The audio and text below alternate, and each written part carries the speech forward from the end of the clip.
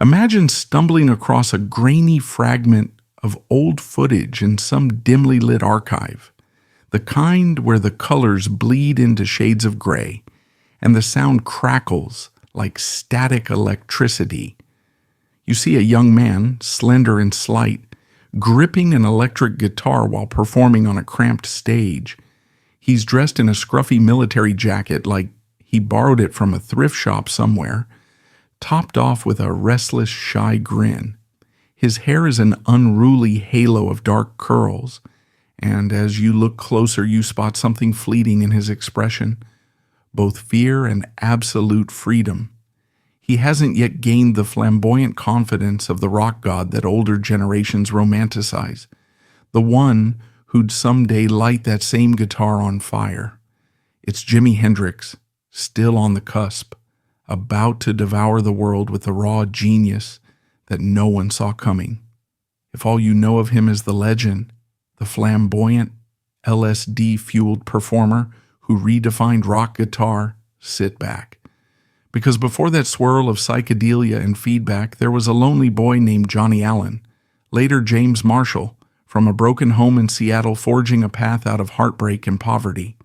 He was born on November 27, 1942, during the throes of World War II.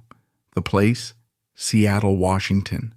The father, James Al Hendrix, who just 3 days after the child's birth was conscripted into the Army. The mother, Lucille Jeter, a 17-year-old with Cherokee roots and a taste for restlessness. Legend has it she named the baby Johnny Allen Hendrix, though the father, absent in body but suspicious in mind, returned from the war determined to rename the child. In 1946, the baby's official name changed to James Marshall Hendrix, partly to assert paternity, partly to cover up swirling rumors that Jimmy might not be Al's biological son. The confusion set the tone for Jimmy's entire life. He was many things to many people, his identity a shape-shifting puzzle. As a small boy, they called him Buster, or Little Jimmy, and he mostly knew only that his father was gone and his mother was overwhelmed. That sense of uncertainty swirled around him from the very beginning. In the early post-war years, 1945 to 1951, the Hendrix family was always on the move, typically one step ahead of eviction notices, dragging their meager belongings from one cramped housing project to the next in Seattle's poorer neighborhoods. They might rent a battered apartment in Rainier Vista for a few months, get behind on bills, shift to Yesler Terrace, then end up at 1514 22nd Avenue. The walls were thin, infested with roaches, the nights cold. Sometimes there wasn't money for heat or enough food. Al tried to hold down jobs as a landscaper or cook, but wages were low and his temper flared. Lucille, torn between the responsibilities of motherhood and her own youthful desires, wandered. She'd vanish for days or weeks on end, leaving young Jimmy to watch over his half-siblings. He was the oldest, a slight boy with big, watchful eyes. There was Leon, born in 1948, Joseph in 49, Kathy in 50, and Pamela in 51. Yet, in a cruel twist, aside from Leon, the others got shipped off into foster care or adoption. Each new baby chipped away at Lucille's ability to cope. Jimmy learned to diaper Leon, feed him scraps, hold him close at night when the wind howled through broken windows. He was barely old enough to tie his own shoes, but he was caretaker to an entire household in chaos. In 1951, with tension building, Lucille and Al divorced. She was barely in her 20s, and he was a man burdened with distrust and hot anger. Jimmy, about 9, watched them tear the union apart. Lucille later died in 1958 at the age of 32, reportedly from complications of cirrhosis and internal bleeding. Jimmy, 15 then, never got to attend her funeral. Al forbade it, some obscure logic about protecting the child from trauma.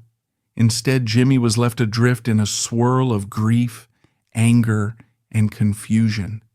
He was so desperate for a mother's love, yet She was gone, buried without him so much as throwing in a rose. Years later, friend Freddie May Gautier recalled, Lucille's death broke his soul. You can hear the echoes of that heartbreak in the lonely chords he'd eventually coax from a Stratocaster. Even so, in those battered apartments, something magical stirred, an ear for music. Jimi loved the radio, absorbing the doo-wop groups, the early rockabilly tunes, the raw blues from the South. At about 6 years old, he'd stand mesmerized when Howlin' Wolf or Muddy Waters came on KJR radio. He'd grab a broomstick and pretend it was a guitar, strumming the bristles and howling along. By 8, he'd discovered some jazz influences through a distant relative, an uncle who played piano but died young, leaving behind a wave of swirling chord progressions that Jimi tried to replicate in his head. The real eureka moment arrived around 12 or 13 when he heard Little Richard's Tutti Frutti, and something inside him ignited. He tried to replicate that frantic energy, banging on tables or walls in time with the frantic piano lines. Music wasn't just a pastime. It became his escape from the hunger and gloom that encircled him daily. He was about 13 in 1955 when he discovered a one-string ukulele someone had tossed away like trash. He salvaged it, found it still made a sound, and taught himself Elvis Presley's Hound Dog, note by note, fumbling with the single string. That might have been comedic to onlookers, but to Jimi, it was near spiritual. In 1957, Al scraped up $5 to buy him a Kay acoustic guitar. Jimi played it nonstop, sometimes until his fingers blistered, learning from Elvis to B.B. King purely by ear. By 1958, he was jamming with a small-time teenage band called the Rocking Kings, performing in teen socials, maybe earning a quarter or so at night. He was 15, shy, often overshadowed by older kids, but whenever he played, people shut up and listened. That's how potent his budding gift was. Meanwhile, he got in trouble. In 1959, he was arrested twice for joyriding stolen cars. Facing juvenile detention or the option to join the Army, he chose the latter. That's how, at 18, Jimi found himself signing up for the 101st Airborne Division on May 31, 1961. He was shipped to Fort Campbell, Kentucky, training to parachute from airplanes. Ironically, a far cry from the free spirit he already was. He spent nights in the barracks, quietly strumming a cheap guitar, mesmerizing bunkmates who heard the seeds of genius. The Army found him a difficult soldier, often tardy, lost in daydreams, sneaking off to jam. The only bright spot was meeting Billy Cox, a fellow recruit who shared his love for the blues. They jammed in storerooms, forging a friendship that would later anchor Jimi's band of gypsies. By July 2, 1962, the Army deemed him unsuitable, granting an honorable discharge. Jimi emerged from that uniform with a distinct style, restless, fiercely melodic, open to blending any musical influences that came his way. It was the early 1960s. Rock and roll was in full swing, but Jimi was a nobody drifting through the Chitlin circuit, backing artists like Little Richard, the Isley Brothers, Ike and Tina Turner. He was a backing guitarist, overshadowed by famous frontmen, yet always sizzling with an experimental edge. He'd do flashy guitar solos behind his back, or pick strings with his teeth, a showman's flair he'd honed to hold an audience's attention. Each city he rolled through, each club he played, sharpened his technique. But he was broke, often wearing the same tattered clothes day after day, sleeping on bandmates' couches.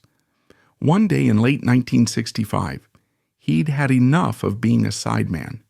He parted ways with Little Richard over disagreements about showmanship. Then he found himself in Greenwich Village, scraping out a living with a band called Jimmy James and the Blue Flames. Destiny called in 1966 when Chaz Chandler, bassist of the Animals, spotted him. Chandler saw not just a guitarist, but a phenomenon. He whisked Jimi off to London, renaming him Jimi for a touch of flair.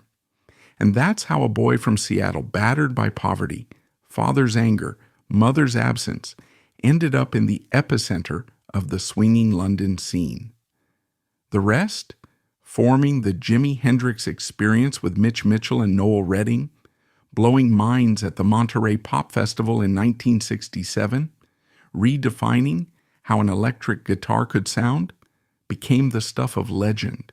By 1970, the unstoppable creative force was also a man battered by stress, drug use, and relentless touring.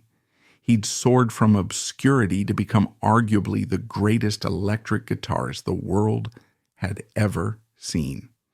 But behind the cosmic swirl of feedback, the stage theatrics, the iconic burning guitar was a child's heartbreak that never fully healed, an adult's body hammered by exhaustion.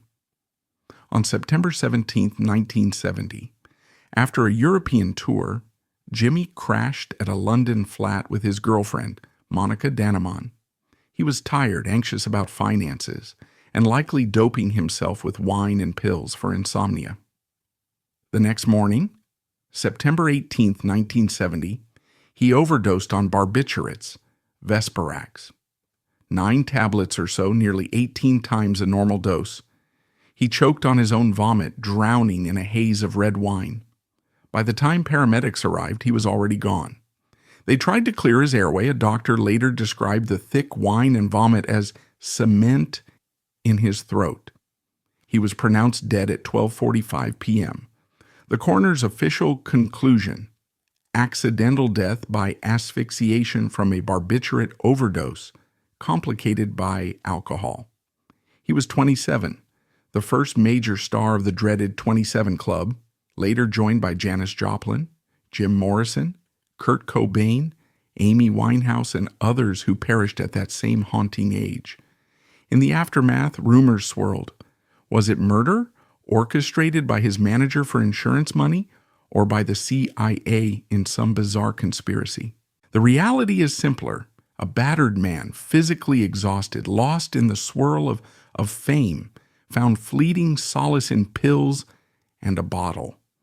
The heartbreak so evident in his childhood never left him. In the midst of stardom, he was still that fatherless kid, uncertain of love, searching for maternal warmth he never felt after Lucille died. The intangible sorrow wove into every searing solo he unleashed on stage, whether at Woodstock, where he reimagined the Star-Spangled Banner as a feedback-laden protest against war, or in a smoky London club, mesmerizing locals with riffs they'd never heard before. Jimi was essentially channeling all that heartbreak, all that rawness, into sonic poetry. Al Hendrix took possession of his son's body, burying Jimi at Greenwood Cemetery in Renton, Washington. In 2002, they moved his remains to a grand marble dome labeled An Inspiration to All. That epitaph might be the most fitting line for a boy who overcame everything stacked against him: poverty, racism, father's neglect, mother's death, and shaped modern rock like no one else. If you wander that memorial, fans still leave guitar picks, scribbled notes about how his music changed their lives. People claim to sense his restless spirit. Maybe that spirit lives on in the wailing notes of Voodoo Child or the gentle heartbreak of Little Wing. Decades after his death, fans still huddle in record stores, flipping vinyl copies of Are You Experienced, marveling that a kid from such battered origins could create transcendent music that soared above all boundaries. Yes, the news programs highlight the acid trips, the flamboyant clothes, the iconic stunts like playing guitar behind his head. But behind all that, he was the child who once used a broomstick for a guitar, who lost his mother at 15, who never fully trusted anyone's love. He was the army recruit who jammed with Billy Cox in a makeshift rec room, the resourceful teen who taught himself Chuck Berry licks from battered singles. That's the real Jimi, a swirl of heartbreak turned into melody, a shapeshifter who fused blues, R&B, rock, jazz, and raw soul into something the world had never heard. The unstoppable force was just a boy trying to be heard above the chaos of his family drama, the gloom of Seattle's drizzle, the dismissive stares of people who saw only a confused, impoverished kid. He overcame it all, or so it appeared, until the unstoppable pace of stardom destroyed him from within. Imagine returning to that piece of footage you found, the one with the young Jimmy on stage. Perhaps he's only 20, wearing a ragged coat, a borrowed guitar plugged into a small amp. He strums a chord, takes a breath, and unleashes a flurry of riffs that shouldn't be possible from mortal fingers. The crowd in that tiny club or festival ground holds its breath, unsure if they're witnessing brilliance or madness. But by the time Jimmy finishes the set, they know they've encountered something beyond the norm. That's the unstoppable child of adversity, harnessing every ounce of heartbreak to produce a fierce, luminous sound that no one can replicate. He'd do it again and again across continents, lighting up the late 60s rock scene in a blaze of color, only to fade from life's stage at 27. And so, though Jimi Hendrix left the planet more than half a century ago, his story resonates. It's the tale of a child who overcame a father's absence, a mother's early death, swirling poverty, and the scorn of society for a mixed-race dreamer. He turned broomsticks and battered acoustics into rocket ships that propelled his imagination into musical galaxies unknown. That unstoppable drive carried him right into the epicenter of cultural revolution, where he gave us anthems that still feel modern in their boldness. He lost his life to the old cycles of rock star tragedy, overdose, confusion, unending stress, but not before he'd left behind a legacy that redefined the electric guitar's role in music. Maybe we can't bring him back, but we can hold on to the truth that greatness can sprout from the harshest of soils, that heartbreak can spark a genius no one sees coming, and that a 15-year-old orphan from Seattle can indeed become the greatest guitarist of all time. All it took was a battered guitar, an unstoppable will, and a heartbreak that only music could mend.